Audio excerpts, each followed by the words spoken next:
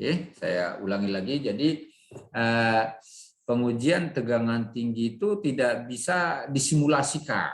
Itu persoalannya. Tidak bisa disimulasikan karena kita mau menguji satu material itu harus betul-betul diuji. Situ. Jadi harapan kita nantinya skripsi untuk pengerjaan skripsinya akan lebih mudah, berarti lulusnya juga akan bisa lebih cepat dan menghasilkan karya ilmiah yang bisa kita publikasikan.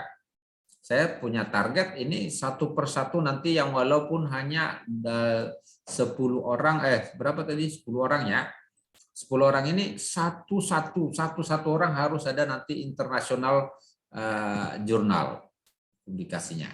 Itu jadi dan itu menjadi target kita untuk mendongkrak akreditasi kita. Itu karena output dari mahasiswa itu penting untuk menaikkan akreditasi. Tidak hanya dosennya yang menjadi penilaian soal untuk yang saat ini, tetapi output dari mahasiswanya itu jauh lebih besar lagi nilainya. Nah, beberapa banyak kegiatan-kegiatan yang diikuti oleh mahasiswa, ikut perlombaan, ikut ada seminar, ikut conference, mungkin ada prestasi-prestasi termasuk yang internasional jurnal. Jadi kalau bisa ada publikasi internasional, wah itu lumayan itu. Jadi nanti target kita skripsinya harus bisa kita publikasikan secara internasional. Jadi datanya nanti data yang bagus kita ambil, data bagus yang bisa dipertanggungjawabkan lalu bisa kita publikasikan secara internasional. Itu menjadi target kita. Gak apa-apa, nggak usah banyak-banyak, tapi ini nanti bermutu, bagus. Jadi kalau nanti mencari pekerjaan itu betul-betul siap untuk bekerja gitu. Di PLN misalkan, Anda tidak akan tidak akan ragu lagi di bidang tegangan tinggi di PLN kerja dengan adanya peralatan ini. Pastinya seperti itu. Ya, baik.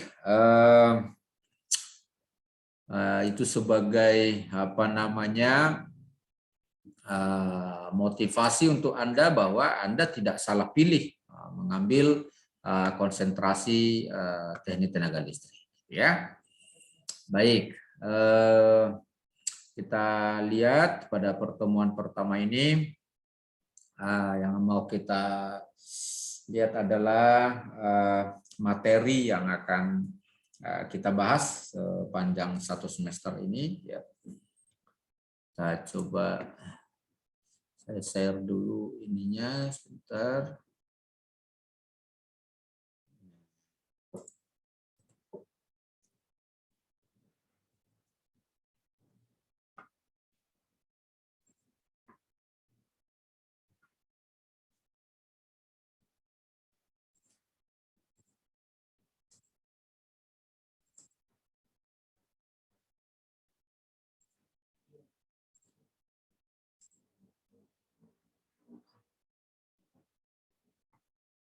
Ini apa sudah terlihat?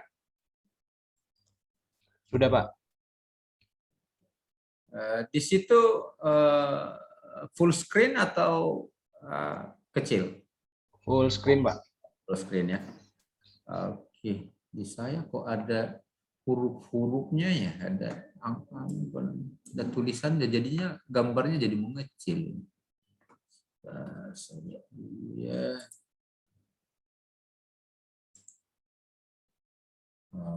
Oke.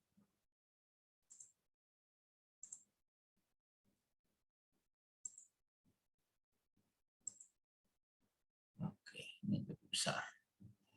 Oke, ya baik.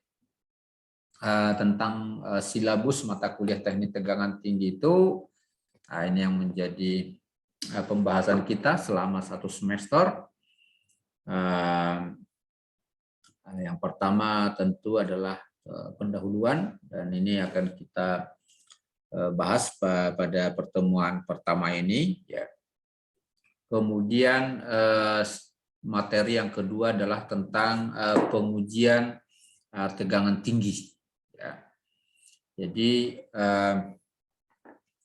pada pembahasan pengujian tegangan tinggi itu kita akan membahas tentang yang pertama nanti tentang istilah-istilah umum tentang pengujian tegangan tinggi ya. Ada yang disebut dengan kekuatan dielektrik gitu kan. Ada yang disebut dengan misalkan rugi-rugi dielektrik, ada yang disebut dengan partial discharge ya. Semua pembahasan tentang pengujian tegangan tinggi itu nanti akan kita bahas di sana ya. Jadi termasuk proses-proses terjadinya peluahan gitu ya. Lalu tujuan dari pengujian tegangan tinggi itu sendiri apa gitu ya. Tujuannya apa? Kenapa harus dilakukan pengujian tegangan tinggi gitu ya. Lalu jenis-jenis pengujiannya apa aja yang dilakukan gitu. Pengujian tegangan tinggi itu apa aja gitu kan. Karena ada macam-macam itu. Ada uji jenis namanya, ada uji sampel, ada uji rutin, ada uji instalasi dan seterusnya ya. Kemudian cara mengujinya juga kita perlu bahas nanti ya. Karena ada namanya pengujian merusak, ada yang disebut dengan pengujian tidak merusak. Jadi kalau pengujian merusak itu berarti ibaratnya mobil, kalau uji tabrak berarti sampelnya rusak, udah nggak bisa dipakai.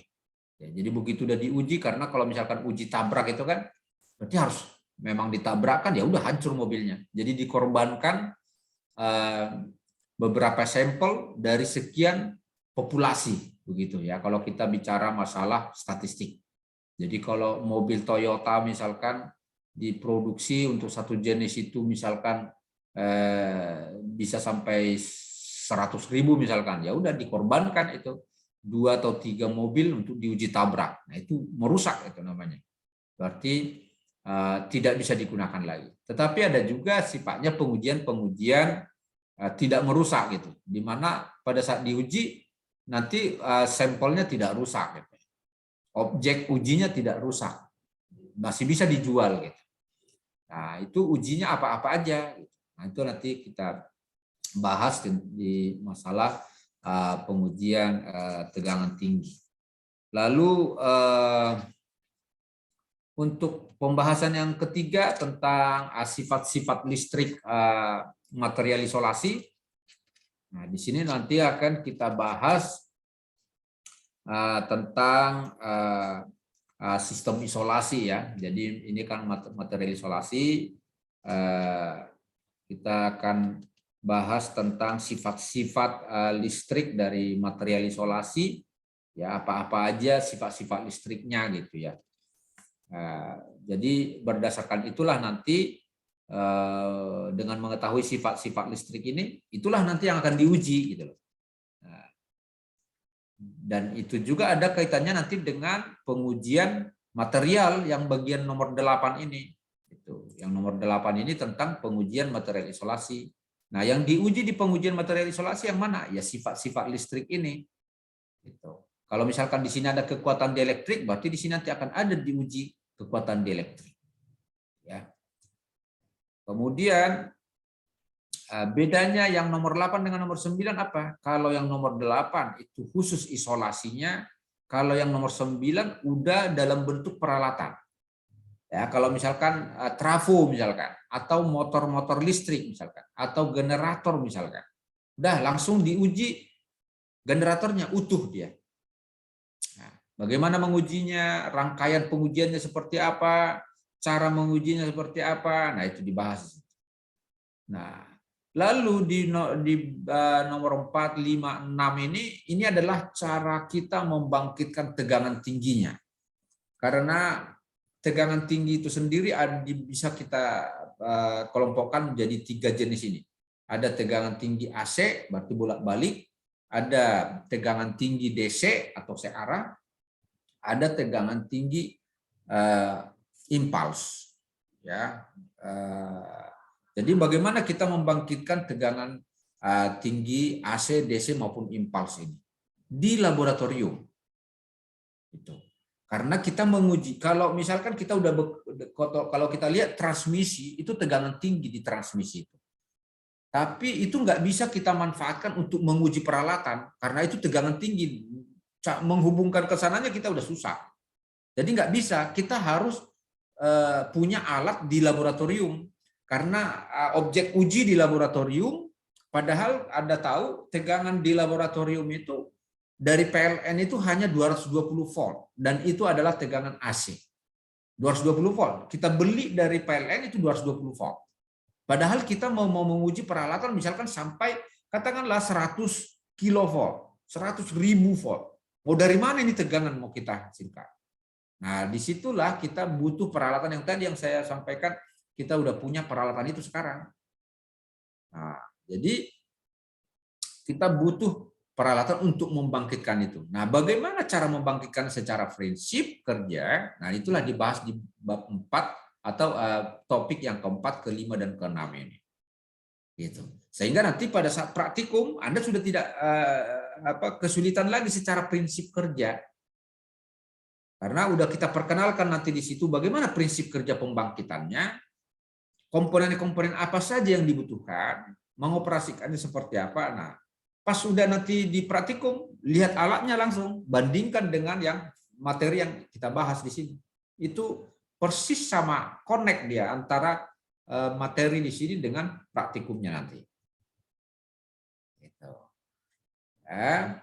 Nah, termasuk pengujiannya juga. Misalkan nanti mau menguji isolator misalkan. Nah, kalau kita punya isolator, ya bisa kita uji, alatnya kita udah punya. Ya. Oke, baik. Nah, ini silabus kita. Ya, silabus atau materi yang akan kita bahas selama 1 semester ini. Lah ini kok cuma 9, seolah-olah 9 pertemuan. Enggak. Jadi ini nanti ada memang materi-materi yang harus kita bahas lebih dari sekali. Dan juga akan kita usahakan sebenarnya ini bisa selesai di 9 pertemuan ini. Ditambah UTS berarti 10.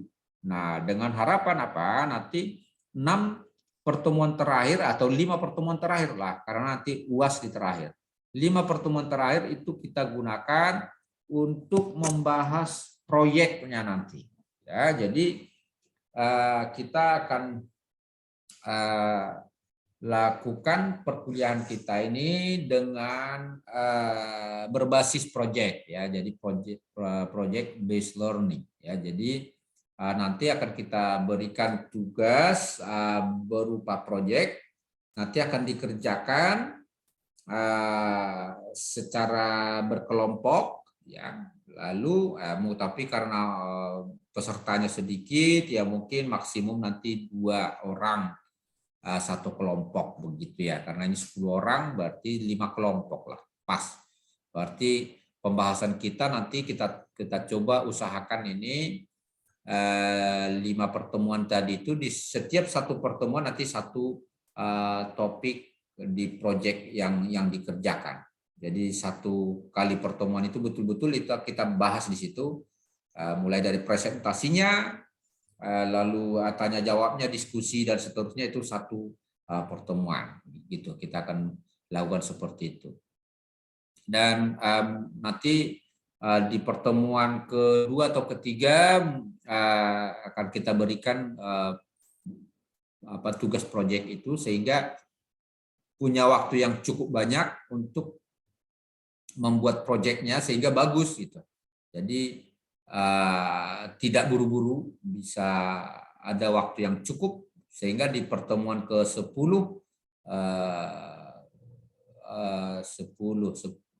ke-11 ya, pertemuan ke-11 itu sudah bisa tugasnya udah dikumpulkan semuanya gitu ya. Udah siap untuk didiskusikan atau dibahas.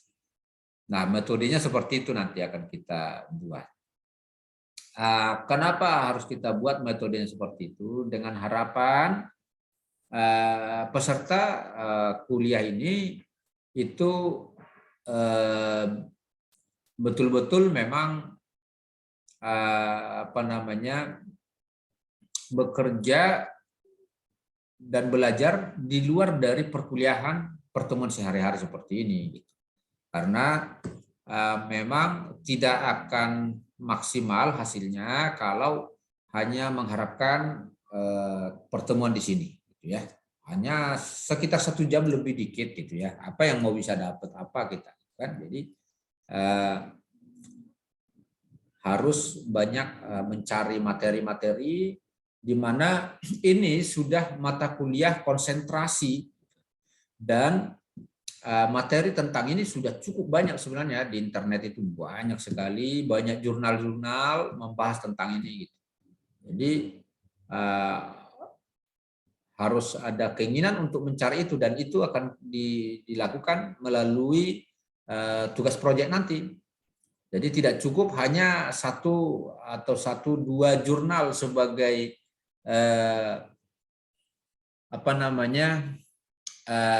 referensinya, nggak cukup itu, nggak cukup.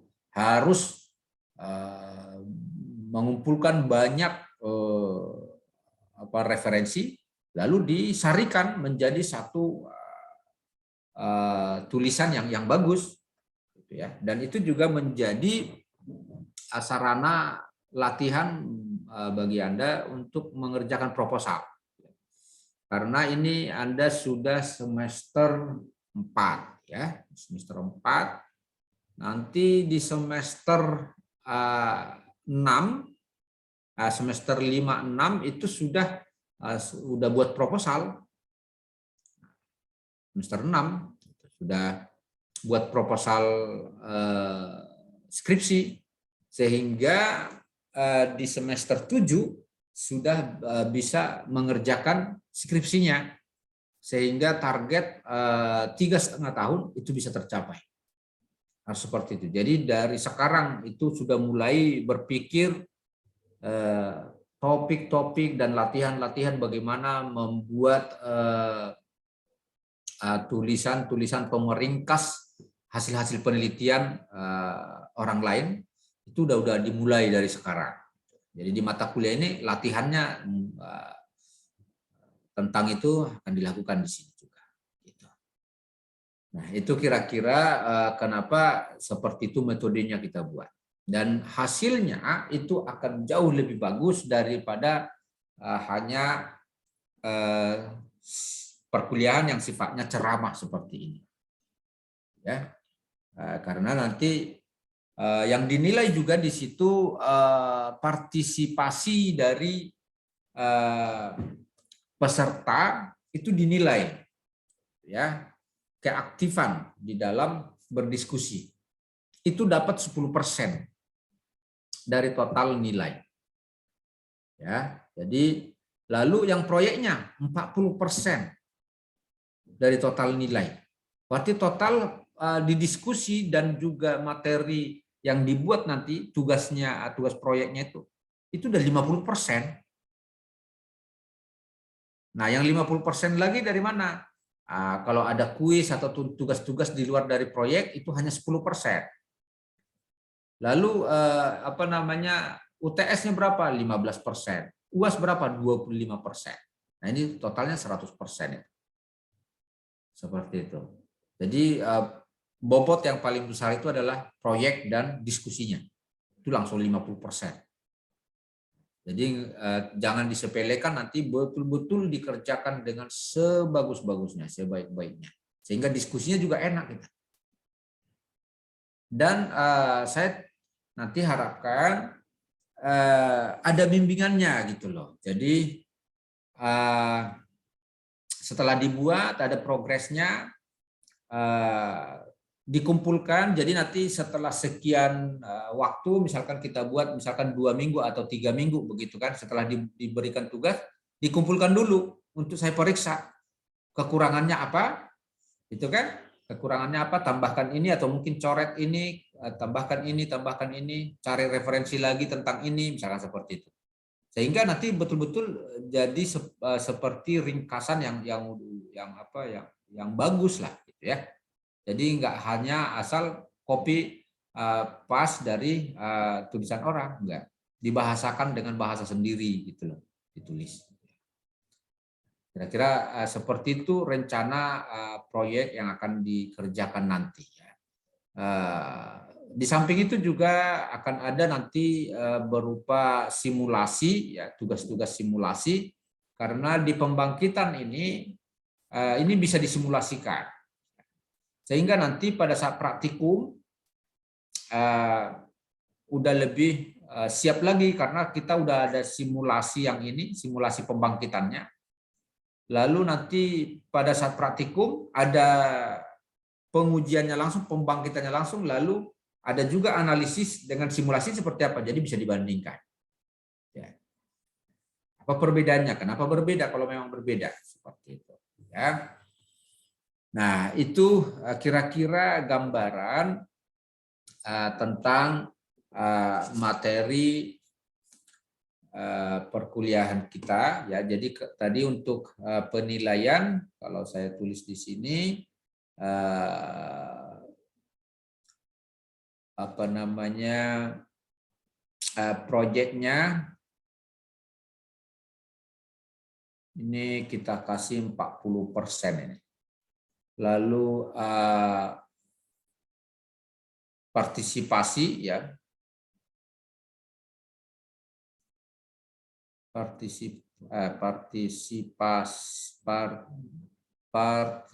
gimana sih nulisnya ini, partisipasi, nah, ini 10% ya, ini keaktifan lah ya.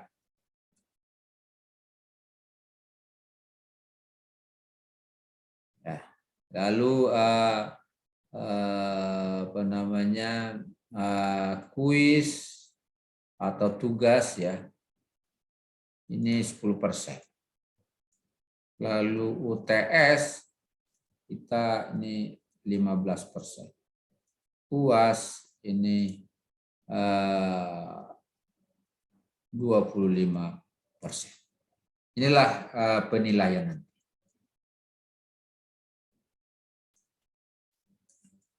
Gitu. Ya. Sampai di sini ada yang mau ditanyakan tentang materi perkuliahan kita?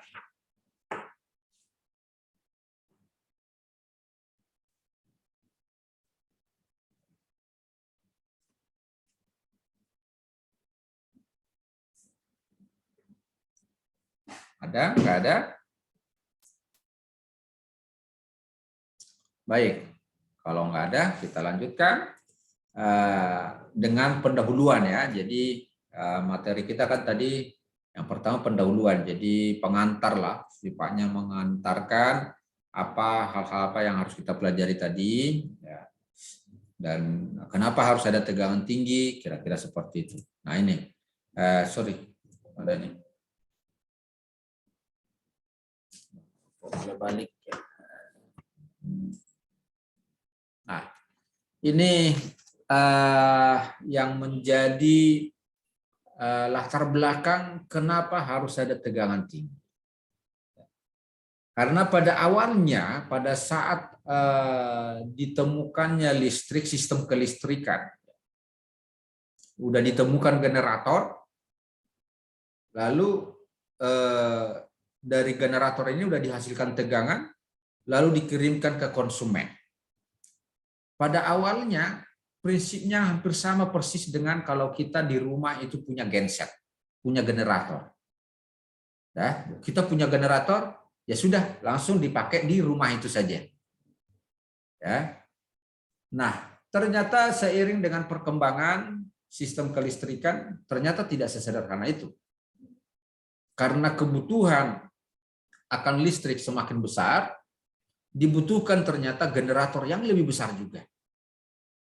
Dibutuhkan generator yang lebih besar, dan akhirnya posisi antara generator dengan si konsumen itu tidak dalam area yang sama lagi, sudah dipisahkan oleh jarak yang sebegitu jauh ternyata.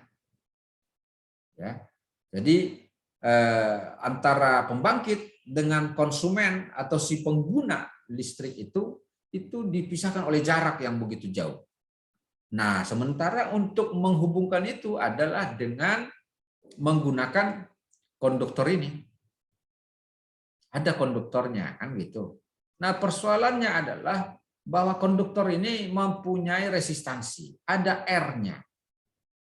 Ada nilai R. Di mana nilai R ini ditentukan oleh resistivity dari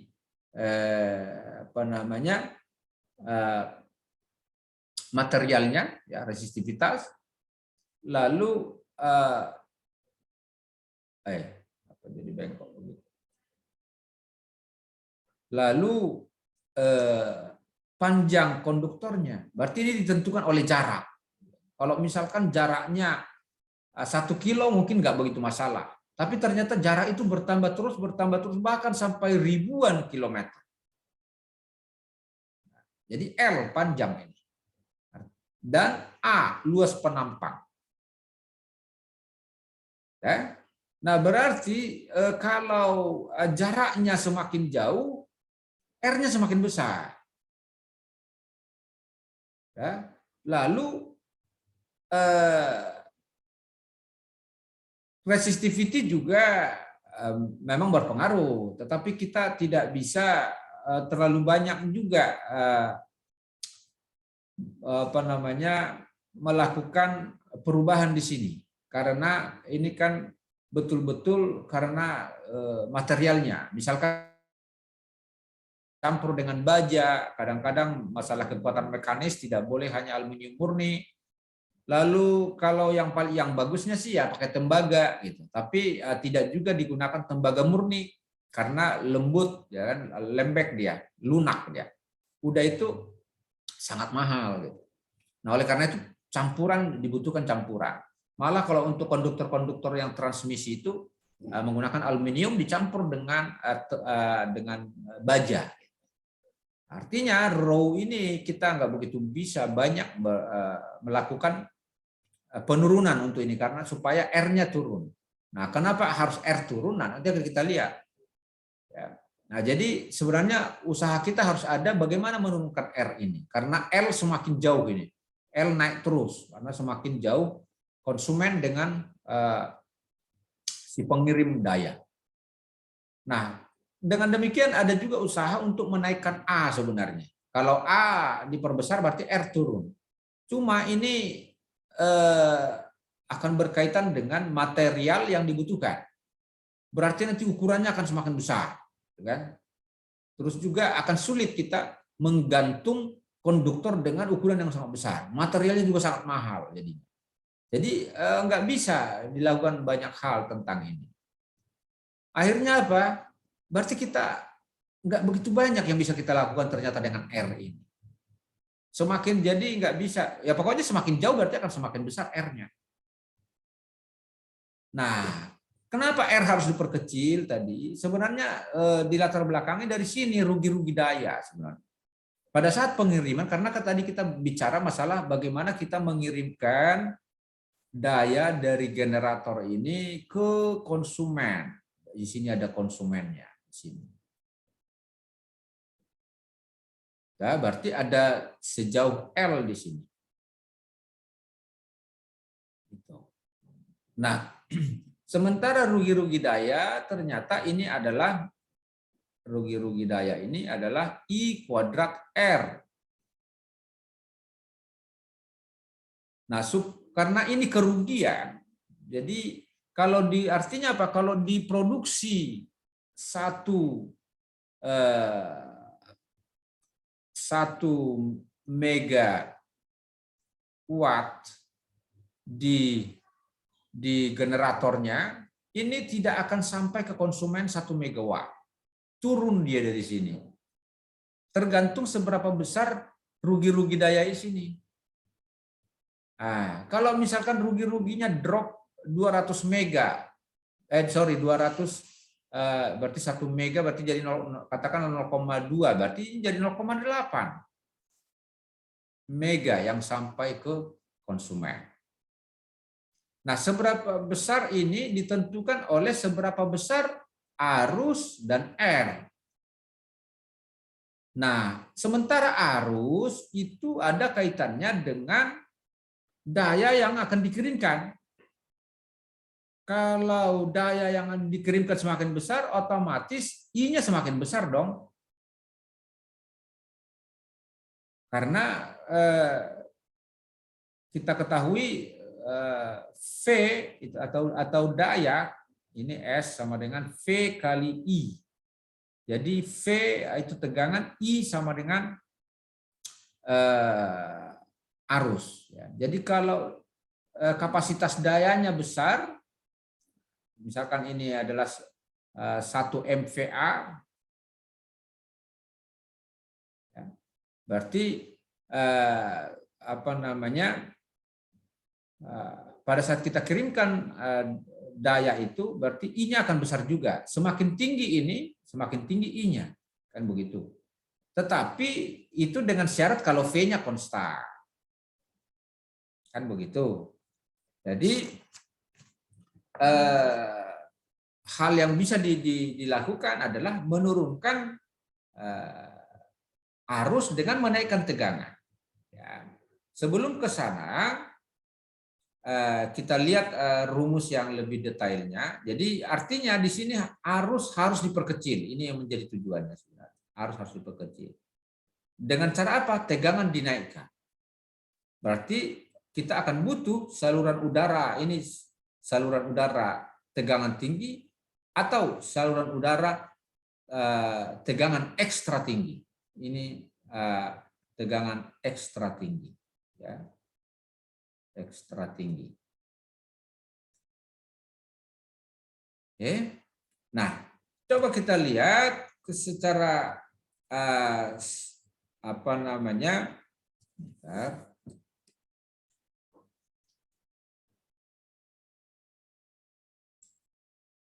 One line diagram sistem tenaga listrik itu bisa kita gambarkan seperti ini kira-kira. Ini generator di sini. Lalu dari generator nanti akan dinaikkan tegangan melalui transformator dengan menggunakan transformator step up namanya. Dan generator step up ini ditempatkan di gardu induk. Jadi di sini disebut dengan gardu induk step up atau gardu induk penaik step up.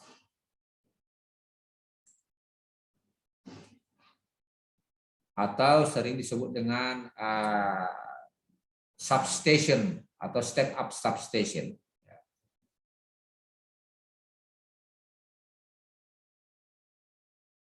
Nah, dari sini masuk ke transmisi. Ini transmisi. Nah, dari transmisi turun lagi dengan menggunakan transformator lagi, dan transformator daya ini disebut dengan transformator daya. Ada ditempatkan di gardu induk step down.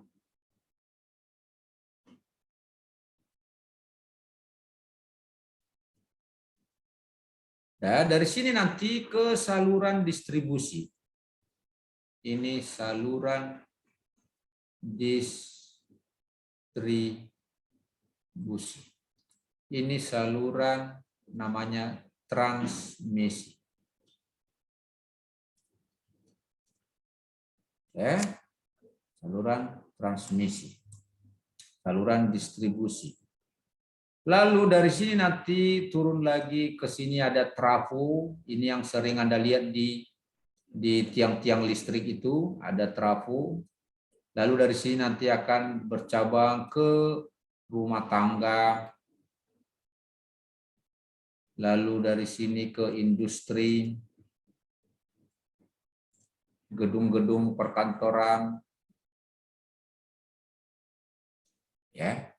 Nah, jadi dari sini sebenarnya tegangannya dari generator ini Ya, berarti ini di bagian pembangkit. Ya, jadi ini katakanlah ini PLTU, ya, atau apa namanya, bisa juga PLTD, pembangkit listrik tenaga diesel, atau tenaga uap, atau PLTGU, ya, PLTGU pakai gas dia tapi uap juga isu kerjanya. Ini seperti kalau di sini ya di Suralaya sana, ya ini yang besar di Suralaya, kalau di Jawa Timur di Paiton, ya. Nah, tegangan dari generator berapa? Ini hanya sekitar 6 sampai 11 kilovolt ini. Ya, nggak begitu tinggi sebenarnya. Ya. Nggak begitu tinggi. Ya, nah dari sini, disinilah ada trafodaya. Trafodaya inilah yang akan menaikkan tegangan menjadi tegangan tinggi atau tegangan ekstra tinggi. Jadi apakah misalkan kalau di Indonesia ada sistem kita yang 150 kV ada. Di Sumatera ada yang 275 kV ada. Di Jawa, Bali itu ada 500 kilovolt ada. Inilah tegangan ekstra tinggi yang paling tinggi ada di Indonesia. Jadi kalau Anda lihat transmisi yang paling tinggi, karena di sini ada dua jenis kalau yang di Jakarta ini. Ada yang 150, ada yang 275. Ada yang 500. Jadi yang paling besar itu, yang paling tinggi itu 500 kilovolt. Tegangannya. 500.000 volt. Nah, bagaimana kita dapat 500.000 volt itu? Dinaikkan menggunakan transformator daya. Jadi kita harus tahu prinsip kerja dari transformator. Gitu. Ya, nah inilah transmisi, ya, transmisi. Nah nanti disinilah yang sering Anda lihat berbentuk seperti ini, ya, transmisi ini. Sedangkan ini tadi ada di gardu induk. Gardu induk yang paling dekat dengan sini, Anda bisa lihat di ini apa namanya, apa yang paling dekat ini ke sini yang PLN ini? Gandul ya Pak? Gandul, betul. Paling dekat ini.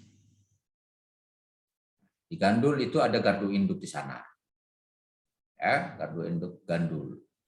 Ya, dan gandul itu termasuk vital untuk sistem kelistrikan Jawa Bali.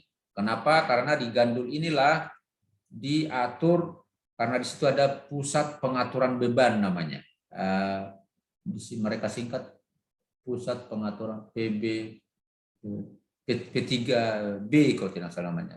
Pusat pengaturan dan pengendalian beban kalau tidak salah namanya, P3B.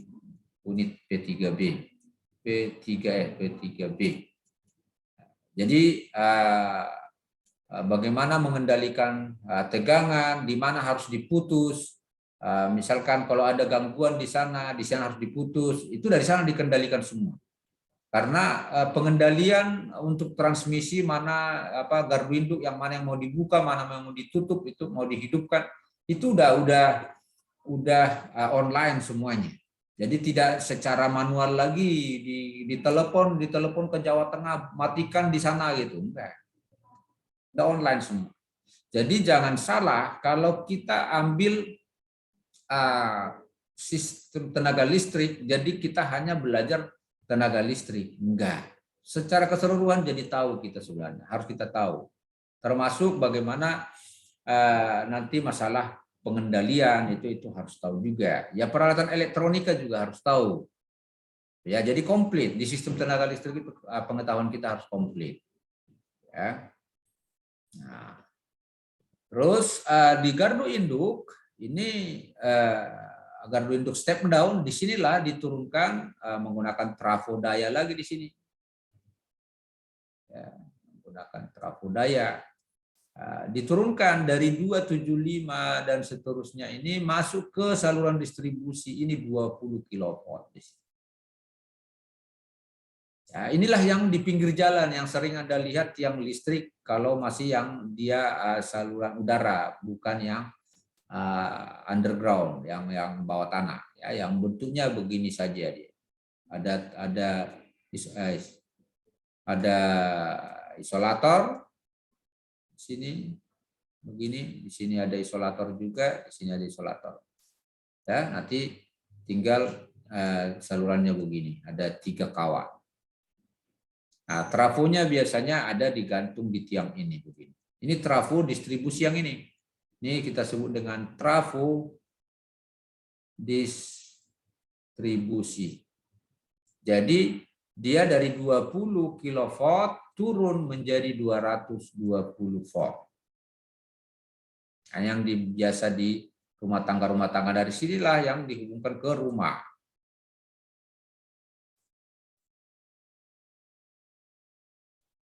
Konsumen. Nah, seperti itu. Ya, jadi ini 220 volt di sini. Ini 20 kilovolt. Dan sering juga ini udah ditanam di bawah. Ya, menggunakan kabel yang warna merah, sering Anda lihat penanaman kabel-kabel di pinggir jalan itu di bawah tanah itu 20 kV. Ya, tapi ada juga sekarang di Jakarta ini yang untuk yang transmisi ini juga mereka sudah tanam ini dengan kabel yang sangat besar. Jadi ini biasa disebut dengan konduktor, hanya saluran konduktor ini. Tidak disebut dengan kabel. Saluran penghantar lah, saluran penghantar. Kalau yang di bawah tanah ini yang ada isolasinya, ya nanti di sini ada, katakanlah kalau ini hanya satu fasa, nah, seperti ini dia. Ada kabelnya, ada isolasinya. Ini yang disebut dengan kabel daya. Jadi harus dibedakan. Kabel daya. Ya, sekarang kita kembali lagi. Inilah one line diagram sistem tenaga listrik. Ya. Nah, kembali lagi ke yang tadi yang kita katakan bahwa latar belakang kenapa harus ada dua atau tegangan tinggi yang 150 kV, 275, 500 kV. Alasannya adalah bahwa nah ini sekarang kita lihat bahwa rugi-rugi ternyata, ya, kalau untuk rugi-rugi ini rangkaian listrik 2 udah lulus ya? Sudah ya? Sudah belum? Sudah, Pak. RL2. Oke, nah di situ kan kita udah bahas 3 fasa. Ya, sudah kita bahas 3 fasa. Jadi sistem itu kan sistemnya sistem 3 fasa. Jadi daya total atau rugi-rugi daya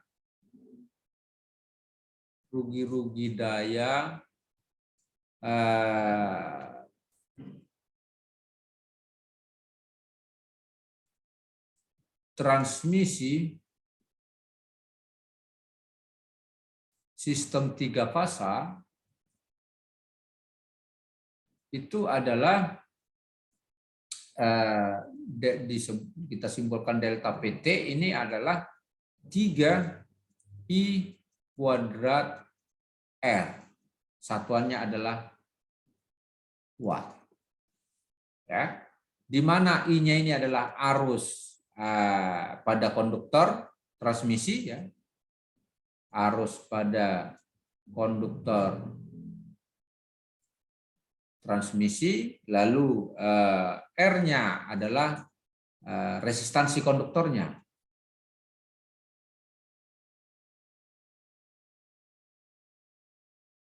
Nah, ini satuannya ampere, ini satuannya ohm. Nah, berarti kalau demikian, berarti bisa kita tuliskan I-nya berarti adalah P per akar 3 kalikan VR dikalikan cos pi. Ya. Nah, kalau kita lihat ini,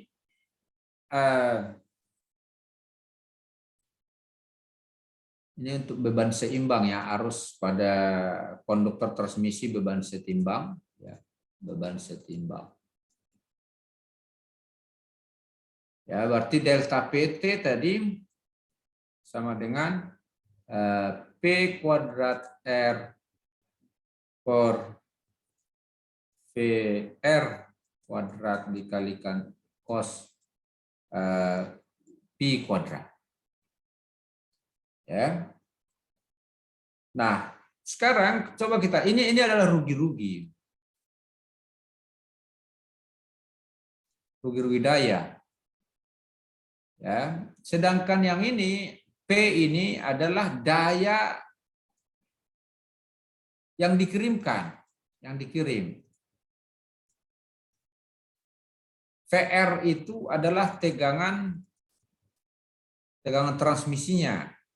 Lalu R-nya tadi udah resistansi. Cos Pi itu adalah faktor dayanya. Sudah.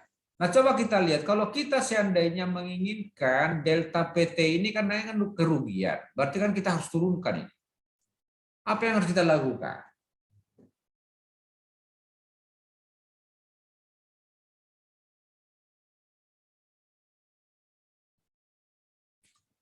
Berarti harus menurunkan daya. Kan gitu. Menurunkan daya. Tapi kan nggak mungkin. Oh, tujuan kita mau mengirimkan daya kok malah diturunkan. Kebutuhan di konsumen itu memang 1 gigawatt gitu. Lah masa udah diturunkan aja karena rugi gitu. Kan nggak mungkin kan? Karena memang kita mengirimkan itu ya sesuai dengan kebutuhan di konsumen. Jadi kalau memang 1 giga yang mau kita kirimkan ya berarti harus 1 gigawatt. Berarti kan nggak mungkin ini kotak-katik gitu. Berarti yang dilakukan apa? Menurunkan R. Betul. Tapi tadi udah kita bahas, menurunkan R itu tidak begitu signifikan karena harus kita perbesar luas penampangnya. Ini nggak ekonomis. Atau mengganti materialnya dengan tembaga atau bahkan emas. Tidak ekonomis juga. Nggak mungkin kita buat transmisi dengan emas di atas itu. Mulai emas dari mana mau dikumpulin gitu kan? Nggak mungkin. Jadi kita nggak bisa melakukan terlalu banyak atau berharap di R. Yang bisa dilakukan apa? Menaikkan ini. Karena ini bagian di bagian bawah, berarti supaya ini delta PT kecil, delta VR harus VR kuadrat harus diperbesar. Berarti ini diperbesar. Nah, kalau itu diperbesar, arusnya nanti kan akan mengecil, ya. Arus akan mengecil karena delta PT ini sebenarnya tadi di atas adalah I kuadrat. Jadi I-nya kalau V dinaikkan maka I-nya akan menurun. Jadi dengan daya yang S sama dengan I kali V, ya. Kalau V dinaikkan dengan kapasitas daya generator adalah sekian MVA misalkan. Ya udah, kalau V yang dinaikkan I akan menurun dong. Berarti I menurun, berarti ini akan menurun. I kuadrat ini. Berarti delta PT akan menurun. Berarti salah satu-satunya cara berarti adalah menaikkan tegangan. Itulah yang menjadi latar belakang kenapa harus ada tegangan tinggi. Itulah kenapa tidak tegangan yang dari gardu induk tadi yang bukan dari gardu induk, dari pembangkit ini yang 6 sampai 11 kV ini tidak itu langsung yang dikirimkan ke konsumen. Karena konsumennya jauh. Dan harus diingat bahwa mengirimkan listrik itu jauh lebih murah daripada mengirimkan bahan bakunya. Makanya sebenarnya yang paling benar itu sebenarnya pembangkit ini sebenarnya diletakkan di daerah Kalimantan sebenarnya, bukan di Suralaya. Karena mengirimkan listrik itu lebih murah sebenarnya. Bukan mengirimkan bahan baku. Bahan bakunya batu bara dari Kalimantan dibawa ke Suralaya. Jadi dibuatlah itu di pantai-pantai utara, gitu ya. Dan nggak dibuat di pertengahan, gitu. Karena mengangkut itu nanti dari darat lagi lebih mahal lagi. Sebenarnya yang paling pas sebenarnya ya tempatkan dia di dekat sumber-sumber energi itu. Itu yang paling bagus. Jadi kita mengirimkan daya dalam bentuk daya listrik. Itu yang paling ekonomis. Nah, tentu ada hitung-hitungannya semuanya. Ya. Nah, jadi itu yang menjadi latar belakangnya tadi. Cuma ternyata kalau dinaikkan tegangan, tidak juga serta-merta persoalan selesai. Bahkan jadi muncul persoalan-persoalan baru. Ya, muncul persoalan baru. Jadi ternyata dengan adanya tegangan yang sangat tinggi, ini malah menimbulkan corona. Ini corona apa ini sebenarnya? Corona ini secara singkat aja saya jelaskan. Jadi kalau kita punya konduktor, katakanlah ini konduktor ini ya, dilalui oleh tegangan yang tinggi sekali ini. Ada tegangan di sini tinggi. Ternyata di sekitar konduktor ini, dikelilingi oleh konduktor di sini, itu akan terjadi yang namanya proses, ini kalau kita buat begini, mengelilingi begini. Ini akan timbul yang namanya ionisasi di sana. Jadi udara yang di sekitar situ akan terionisasi. Kenapa bisa terionisasi? Karena saking tingginya tegangan di sekitar situ dapat mengakibatkan terjadinya pengionan.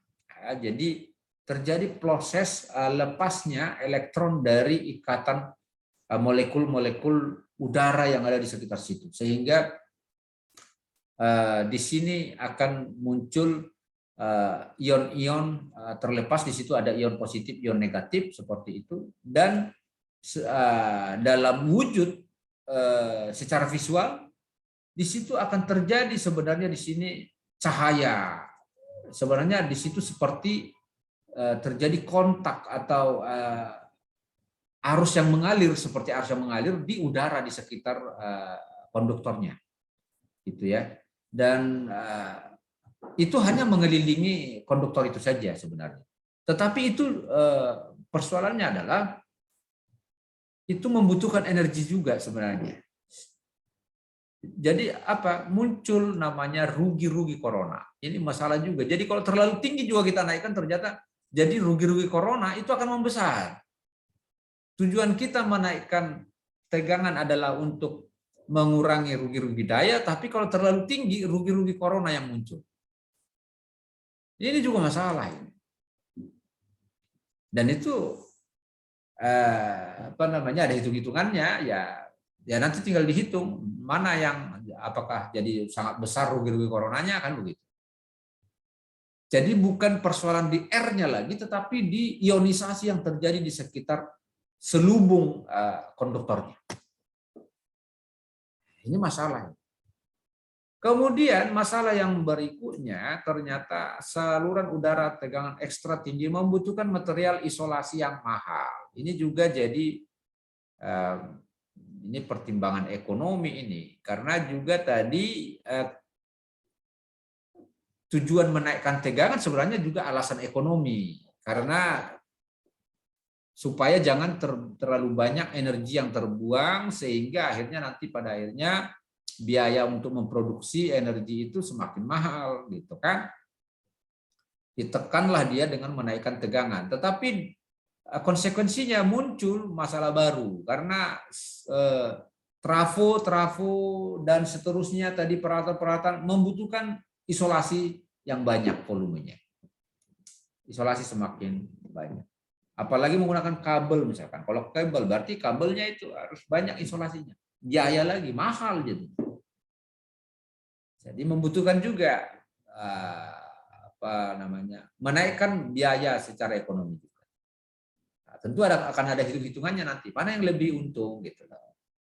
Lalu masalah lain lagi, Nah, atau sebelum ke situ, disitulah hitung-hitungannya sehingga menjadi penting untuk menentukan berapa sih tegangan transmisi tadi akan kita buat. Apakah di 500 kV atau bahkan perlu kita naikkan dari 500 kV. Karena inilah yang menjadi alasan kenapa di satu negara menerapkan tegangan yang jauh lebih besar dari 500 kV. Misalkan kalau ada nanti search di Uni Soviet itu bisa sampai mega mereka. Kenapa? Karena jaraknya semakin jauh jarak berarti nanti rugi-rugi semakin besar. Jadi nggak rugi kalau dinaikkan aja menjadi mega, walaupun konsekuensinya biaya investasi yang dibutuhkan itu semakin besar. Tetapi nanti di dalam operasional itu semakin murah. Nah, itu konsekuensinya. Kalau dinaikkan tegangan semakin tinggi, biaya investasi itu akan semakin besar. Seperti itu. Jadi disitulah hitung-hitungan perlu dilakukan untuk menentukan berapa sih tegangan yang paling optimum yang harus dibuat. Itu ya di Jawa itu ya ketemunya di 500 kV, bukan di 750 misalkan atau 1000. Kenapa? Karena jarak ini enggak, ya memang jauh, tapi dari ujung ke ujung, dari Jawa Timur atau dari Bali sampai ke sini ya di sekitaran 1000-an kurang lebih kilometer. Kalau di daerah Rusia itu jauh lebih tinggi dari situ jaraknya, lebih jauh. Jadi masih efisien atau masih ekonomis kalau dinaikkan menjadi megavolt, walaupun konsekuensinya biaya investasi besar. Lalu hal yang berikutnya yang menjadi masalah, timbul tegangan lebih switching atau pensaklaran.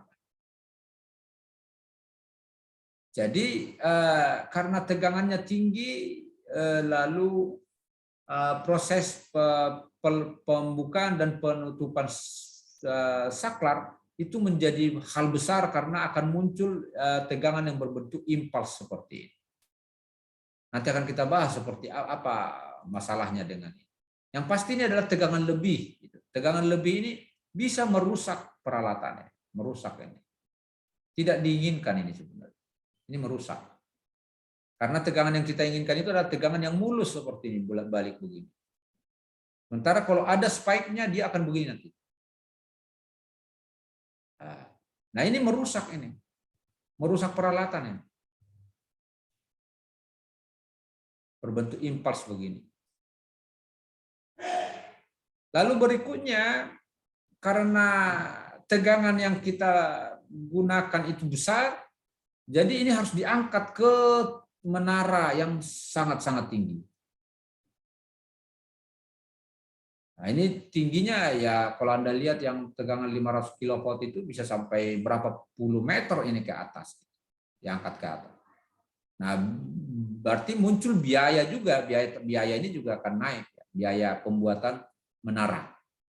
Tetapi di luar dari situ ternyata jadi masalah juga karena semakin tinggi, karena prinsipnya secara alamiah seperti itu, mana yang lebih dekat atau lebih tinggi itu yang paling mudah tersambar petir. Makanya ini sangat mudah untuk tersambar petir ini. Kalau tersambar petir masalahnya apa? Wah, masalah besar. Karena ini transmisi seperti ini, tersambar petir begini, ini tegangan impuls yang berbentuk begini itu akan mengalir dari sini, mengalir ke konsumen ini. Merambat dia, merambat begini. Kalau merambat itu masuk, yang masalah, merusak peralatan yang ada di sistem ketenaga listrikan, termasuk konsumen juga bisa jadi korban. Makanya jangan heran, kenapa kok, petir nggak terjadi petir di daerah kami, tapi tiba-tiba rusak semua peralatan. Peralatan televisi orang rusak, kulkas kami juga rusak, kata yang satu, yang ini saya rusak juga rusak. Padahal di situ nggak ada petir. Petirnya dari mana? Dari luar area, dari situ. Menyambar, jadi ada sambaran petir, merambat dia. Ini masalah. Jadi akan semakin besar kemungkinan tersambar petir. Walaupun tetap ada cara untuk mengatasi itu. Ada alat untuk nanti memproteksi itu. Nah ini dia perlu kelengkapan proteksi. Biaya lagi ini. Padahal untuk membuat transmisinya tinggi itu udah biaya. Untuk alat proteksinya biaya lagi. Jadi muncullah biaya dengan kita naikkan tegangan tadi. Padahal tujuan kita sebenarnya membuat supaya semakin ekonomis dengan menurunkan nilai rugi-rugi. Nah, tetapi tetap nanti pertimbangan ekonomisnya adalah bahwa tetap mana yang lebih menguntungkan kan itu yang dipilih. Oh, ternyata dengan menaikkan tegangan tetap itu masih lebih ekonomis. Seperti itu. Inilah kira-kira latar belakang tegangan tinggi itu ya. Jadi minggu depan akan kita bahas masalah apa namanya? Pengujian-pengujian ini tadi. Ya. Nah, bicara masalah hubungan biaya dengan tegangan transmisi itu bisa kita gambarkan ini sedikit lagi ya. Belum kita akhiri. Ntar saya ini dulu tambahkan udah habis tadi ininya. Ya.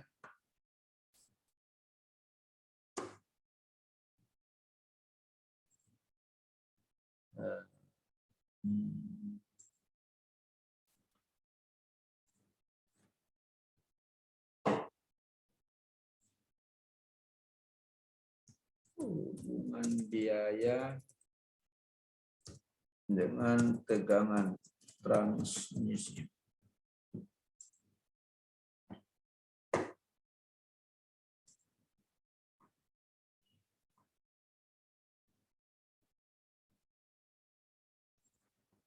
Nah, ini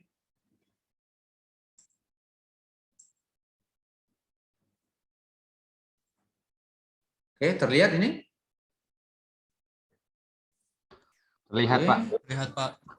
Ya, baik. Nah, sekarang coba kita lihat bagaimana hubungan antara biaya dengan tegangan transmisi. Ya, ini kita gambarkan seperti ini grafiknya kira-kira.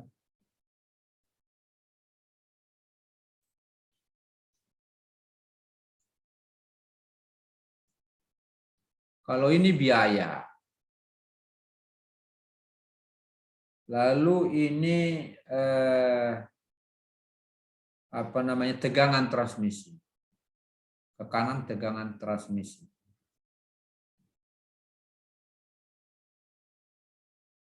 Ya, misalkan kita gambarkan ini yang warna biru kita buat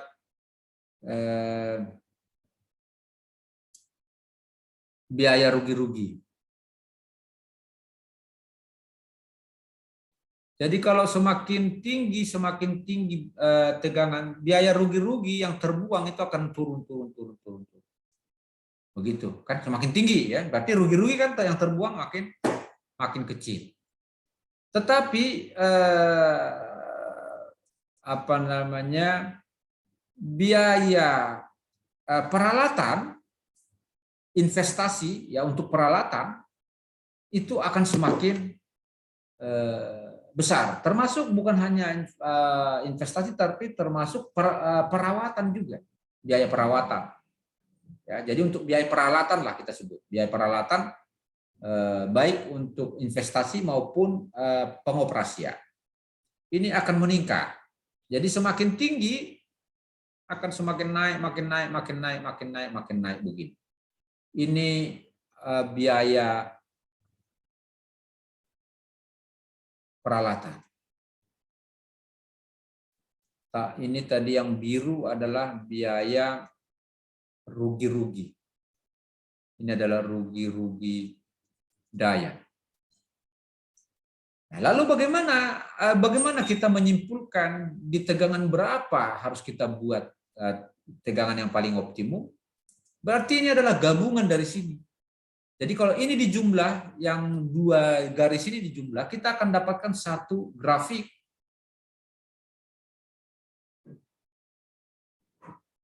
Inilah yang kita sebut biaya total.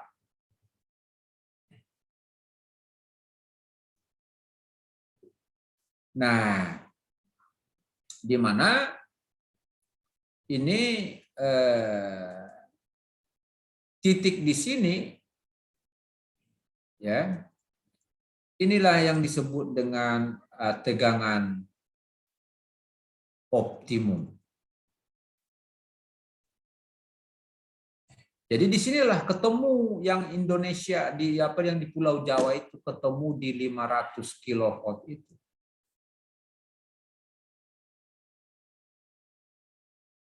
Tentu ini akan sangat berbeda perhitungannya kalau jarak antara pembangkit dengan konsumen antara 1000 kilometer dengan 10.000 kilometer. Jadi ini tinjauannya adalah untuk, katakan kalau 500 kilovolt ini berarti ini adalah tinjauan untuk di sekitar 1000 kilometer.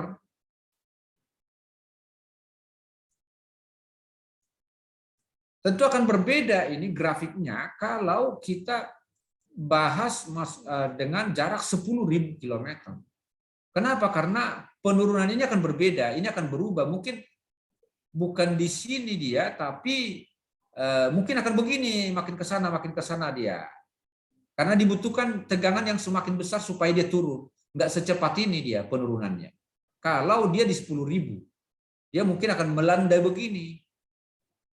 Melandai sehingga, nah ini bisa kita gambarkan lagi, misalkan kita buat begini. Jadi kalau begini, ya, dia akan melandai begini. Sorry, nggak akan pernah naik ya. Saya perbaiki dulu.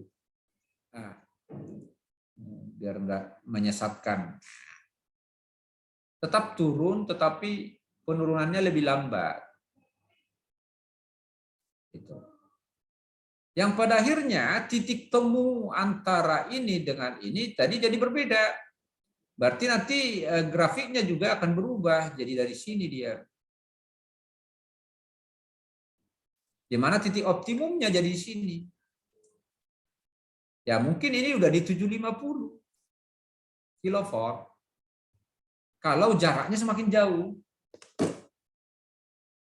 Gitu. Inilah hubungan biaya dengan tegangan transmisi. Dan untuk menghitung itu tidak mudah. Banyak sekali variabel yang harus dihitung. Secara detail semuanya. Nah itu hitung-hitungan. Jadi ekonomi teknik itu di sini berguna di sini. Belajar ekonomi teknik itu. Bahwa pada akhirnya juga teknik tanpa ekonomi nggak ada arti. Karena semua harus berpikir kita yang mana yang ekonomis. Itu ya, tidak hanya masalah bisa atau tidak, tapi nanti yang mana yang ekonomis.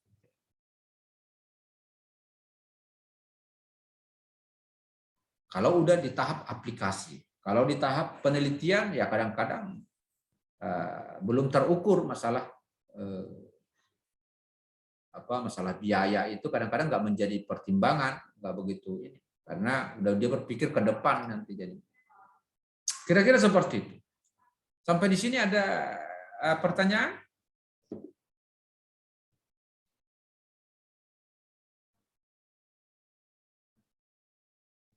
Ada yang mau dibahas?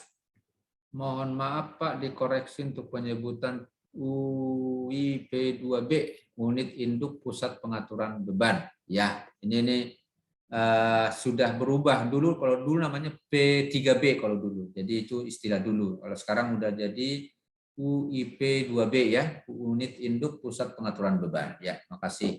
Kalau dulu pusat pengaturan beban, P2B ya, P2B dulu. Oke, makasih Dimas. Nah, itu yang di Gandul.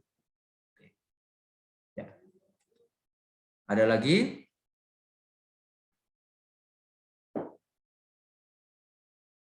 Nah, nanti kalau untuk kan di semester 6 Anda kan akan ikut MBKM ya. Nah, usahakan nanti di PLN lah. Supaya ilmunya bisa betul-betul, jadi jangan asal jadi gitu. Mengikuti MBKM tapi nggak nyambung dengan tenaga listrik gitu ya. Malah kacau. Kalau bisa usahakan di PLN bisa dapat apa namanya magang di sana, itu akan lebih bagus lagi. Ya. Baik, kalau tidak ada yang perlu kita diskusikan, bisa kita cukupkan sampai di sini. Apa namanya, nanti rekaman ini saya masukkan ke Leads dan juga buku pegangan, PDF buku pegangan. Baik, kita akhiri sampai di sini, sampai ketemu. Belum ininya, ada yang belum di presensi tadi, belum semua ya. Siapa tadi yang belum absen tadi?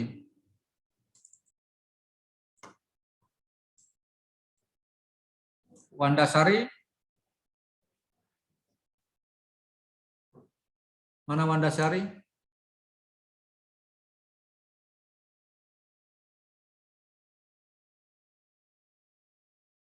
Wandasari? Nah, ini ada orangnya nih. Handphonenya aja yang ini, atau ininya, laptopnya dengerin saya. Mana Wandasari? Wah. Rafli? Rafli juga begitu. Orangnya ada itu. Bukan orangnya nih, handphonenya, iPhone Rafli. Ya ampun. Ini enggak serius ini begini. Ya baik. Ya sudah ya, sampai ketemu minggu depan. Selamat siang. Selamat siang, Pak. Terima kasih, Pak. Selamat siang, Pak. Terima kasih, Pak. Terima kasih, Pak.